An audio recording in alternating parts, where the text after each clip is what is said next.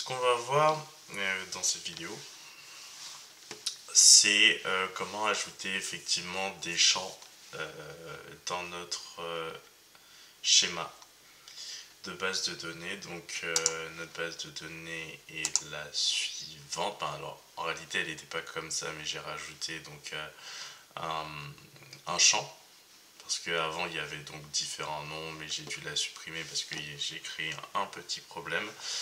On peut d'ailleurs recommencer, on peut supprimer toutes les migrations, c'est-à-dire que bon, je vais le faire avec vous. Python manage.py migrate inventory, c'est le nom de mon application et on va mettre à 0. Hop, hop, on enlève tout. Hop, hop, hop, donc voilà, rien n'est fait.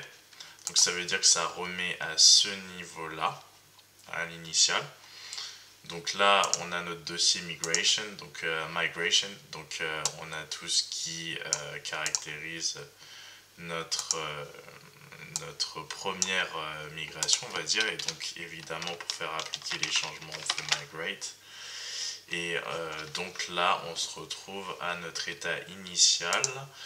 C'est-à-dire que si on va dans notre base de données et qu'on va à Inventory, on trouve donc tous ces champs, parce que on a fait donc make il est allé sans doute regarder dans ce fichier et il a vu justement les différentes informations. Donc avant, nous on n'avait que name avec effectivement une option de champ max length, un type charfield, donc chaîne de caractère. Ensuite j'ai rajouté un boolean field pour qu'il y ait un type booléen avec une valeur par défaut de true et une formulaire, et j'ai effectivement rajouté pour utiliser min value validator et max value validator, j'ai dû effectivement importer ce que vous pouvez voir comme étant des classes depuis un module django.core.validators. J'ai pas mis de valeur par défaut sur formulaire à ce moment-là, en tout cas à ce moment-là, mais si on regarde bien à ce niveau-là, alors je regarde juste là parce qu'en réalité il y a une valeur par défaut. Il suffit de se déplacer un peu dans les nouveaux champs et là vous pouvez voir que FormDiar a une valeur par défaut, ça me l'avait demandé, je l'ai mise. On peut l'ajouter en réalité directement dans le model.py, mais en l'occurrence c'est pas ce que j'ai fait, j'ai plutôt accepté la proposition qui m'a été donnée de le faire avec comment dire, ils m'ont sorti, j'ai oublié un peu le terme, mais en gros ils proposent avec on a deux propositions à un moment donné, quand on n'a pas mis de valeur par défaut alors que c'est obligatoire pour des integer fields, on a l'option provide a one of default now, it will be set on all existing rows with a null value for this column, or quit and let me add a default in models.py. Et en gros j'ai sélectionné la première option, donc en mettant 1 dans le terminal, je fais entrer et ensuite je mets la valeur par défaut que je donne effectivement au champ particulier. Donc voilà, donc en réalité si on regarde bien, name n'a pas de valeur par défaut, donc il faut effectivement que je mette un nom à mon groupe, si jamais j'en crée un. Donc on va voir ça tout de suite, on va... Hop, donc... Alors c'est Python manage.py shell, donc on ouvre le Django shell, on fait un from inventory, inventory models et import group, donc c'est celui que j'ai créé, la classe que j'ai faite, group. Donc comme vous pouvez voir, il y a une classe imbriquée field. J'utilise effectivement la classe take choices qui en réalité me permet d'établir une liste. de possibilités pour ce field justement. Donc voilà, food, FO avec une clé à chaque fois, art avec une clé, services avec une clé. Et donc j'insère cette classe, en tout cas une instance de cette classe est insérée ici. Enfin c'est même pas une instance de cette classe, pardon, c'est que j'utilise justement ça pour les choices. Donc effectivement ça va me donner ces différents choices là. Donc voilà. Ensuite j'ai mis une max length et j'ai mis un default de 3. Donc ça veut dire qu'il y aura 3 éléments dans la liste. Ensuite je vais donc continuer. Je vais vous montrer ça de manière tranquille. Donc on va créer une instance de la classe group. Donc group, hop, je vais mettre un nom. Enfin déjà j'en ai pas. Donc on va voir comment ça va agir. Donc effectivement il y a un petit problème. Alors not null constrained failed. Donc ok. Alors interior not null constraint failed, inventory group found yeah. Ok. Donc on fait pas un exit. On fait from. On va faire un exit quand même, juste pour remettre ça correctement. Je vais juste hop. Je redémarre le shell, from inventory, models, on va voir si tout fonctionne bien, import group, ensuite group égale group, une instance, group name et je mets teacher, enfin j'essaie de mettre teacher, on va voir si ça va le mettre dans la base de données, hop que je mets ici, ça j'enlève. Je mets là, donc il n'y a rien pour l'instant. Donc, field ABC, teachers. Ensuite, alors j'ai une valeur par défaut pour tous. Je pense, je vais juste regarder. Valeur par défaut, là c'est 0. Pour forme d'hier c'est 0. Sauf que je dis que ça doit être entre ça et ça. Donc en fait c'est absolument débile de ma part. Je devrais mettre 1900. Hop, ce serait beaucoup plus malin. Donc, donc j'ai mis 1900. Ensuite, là il y a un défaut true, nul est accepté et un vide est accepté. Et là une max length pour name de 30, donc c'est bon. Donc on continue. Enfin, j'ai fait une modification, donc j'imagine que ça va pas l'appliquer, mais bon, qu'importe. On va continuer pour voir si ça fonctionne. Alors, ok, on va sortir, exit, on va faire un make migration juste pour voir s'il y a. Non, il n'y a aucun changement. Alors ça me dit not null constraint failed. Not null constraint failed. Alors, qu'est-ce qui s'est passé sur. On dit. Alors, default. Hop. Alors, je vais mettre ça. Inventory to 0. J'enlève toutes les migrations.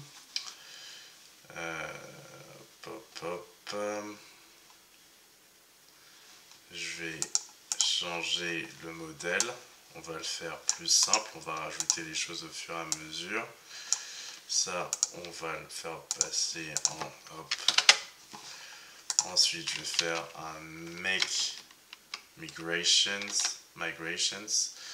Donc ça, il y a eu des choses qui ont été retirées. Donc ça reconnaît ça. Donc là, c'est écrit ici. Bon, ça, tout cet historique-là, j'en ai pas trop besoin, mais c'est pas grave. Donc on applique ce que j'ai fait. Donc tout est appliqué.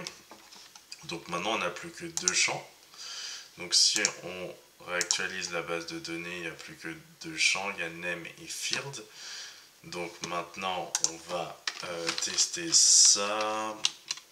Alors, hop, from inventory models, import group.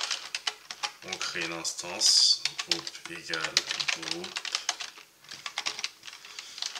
Alors groupe.name est égal à, on va mettre teachers, hop, et on fait un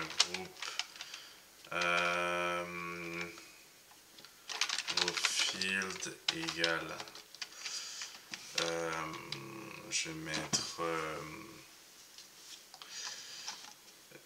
alors si je regarde dans mon modèle, je vais mettre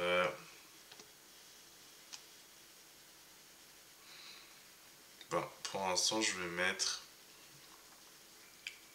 il n'y a pas de valeur par défaut, si défaut c'est 3. Bon voilà, on ne va rien mettre. Pardon. Et on fait groupe save pour voir ce qui va se passer. Donc ça a été sauvegardé. On va dans la base de données, on fait actualiser. Field, ça me met 3. Alors ok, bon, j'ai dû mettre une valeur par défaut pourrie, c'était 3. Ça a fonctionné, ça n'a aucun sens évidemment hein, par rapport au choix, mais bon c'est pas grave. Donc on est là, donc ça a bien appliqué les choses, ça a bien créé effectivement, ajouté une information dans notre base de données. Ensuite on peut effectivement ajouter isActive, donc on y va. Alors on sort de là, CTRL Z, entrée, on fait un make chain, add field is active to group, ensuite on fait un migrate, c'est fait, ensuite on rouvre le shell, on fait from inventory dot models import group, et ce qu'on va faire c'est une nouvelle instance égale groupe, et on peut voir si ça a produit la chose. Effectivement ça l'a fait pour teacher, ça a mis isActive en 1. Alors ok, donc c'est bien. Ensuite groupe c'est fait, on met groupe name égale artist, on fait un groupe save et c'est bon. Donc on réactualise ça aussi, on va dire que 1 correspond à true, donc c'est le groupe est actif, parce que si on fait par exemple on va essayer de faire par exemple group is active, on va voir ce que ça met true, ok. Si on met group field, on va voir ce que ça met 3. Donc on a les informations, donc ça c'est plutôt cool. Ce qu'on peut essayer de faire, c'est que on peut essayer de créer un groupe sans nom dans notre base de données.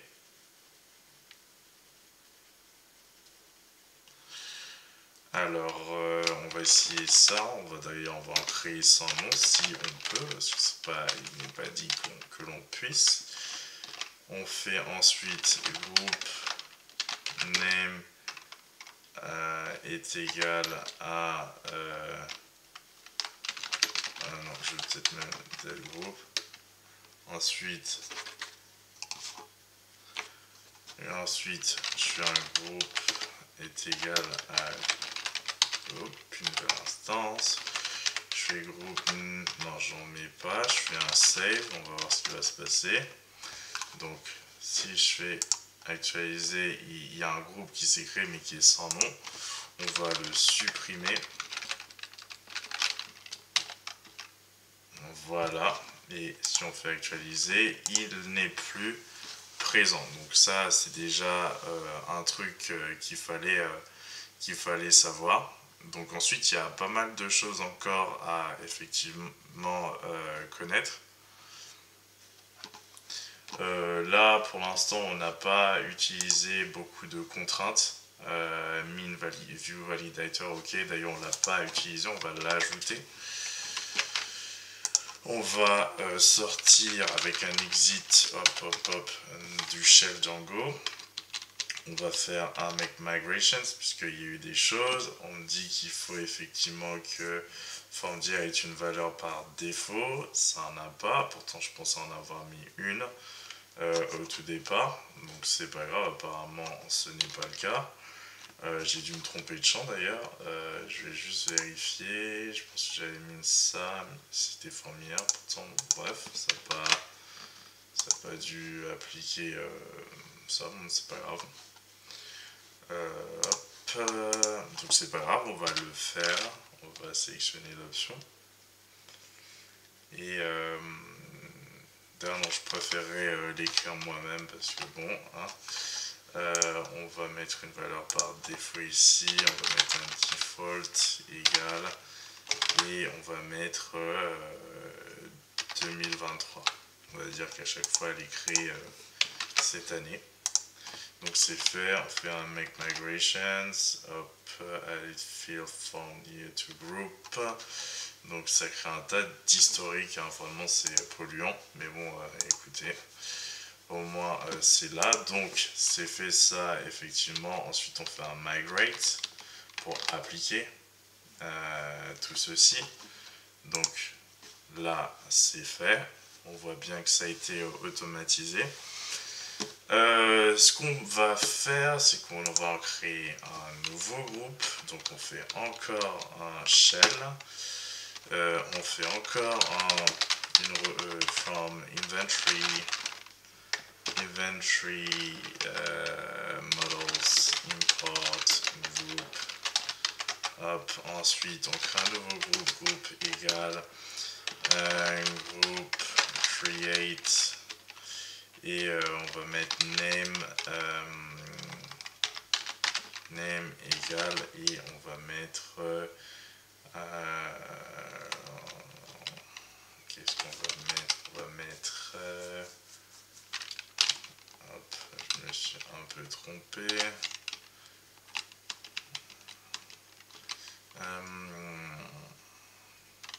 Writers, Management, Cooks. Alors, je me suis trompé dans la façon d'écrire. Groupe égale groupe .objects .create name égale cooks. Hop.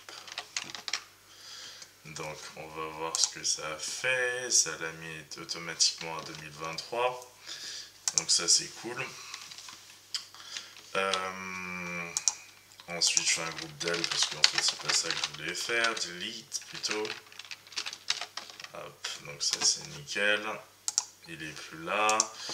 Je vais lui mettre une valeur différente. Mon groupe est égal à groupe. Hop. Ensuite, groupe name est égal à cooks. Ça, je veux bien leur laisser. Groupe formed year égal, et là je vais mettre pas 2023, je vais mettre 2000. Groupe is active, je vais mettre false. Hop. Et pour field, non, field on s'en fout, je vais laisser la valeur par défaut pour l'instant, on va voir ça de toute façon par la suite. Et donc qu'est-ce que ça nous a mis? Ça nous a mis donc un ID de 4, parce que ça s'est souvenu qu'il y en avait un qui avait été effacé juste avant. Cooks, field 3, valeur is active false, donc c'est 0, et form tier 2000. Donc c'était ce que je voulais vous montrer dans cette vidéo.